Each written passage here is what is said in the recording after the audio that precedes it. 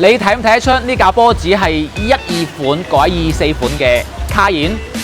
特別咧，我哋呢個後門同埋後泵把呢個位係幫佢做咗個切割嘅，成個葉子板同埋後門同埋後泵把係幫佢換咗個新嘅。我哋鈑金師傅咧調校咗成半個月先去到呢個同新款1比1嘅效果。我哋幫呢架波子換咗24款嘅 Turbo GT 嘅頭泵把，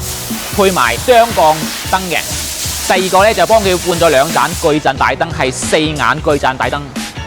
咁嚟到我哋呢個側裙啦，咁本身咧我哋亦都有一個24款嘅側裙，但係為咗方便老人家上落，我哋保留咗原車嘅側裙，所以喺呢度做咗少少嘅改裝部分，亦都十分之考鈑金師傅嘅手藝。到咗背後啦，啱先講過啦，我哋係幫佢成個尾門、後泵把同埋葉子板做咗個切割嘅，咁咧我哋就可以裝咗呢個貫穿式嘅個尾燈。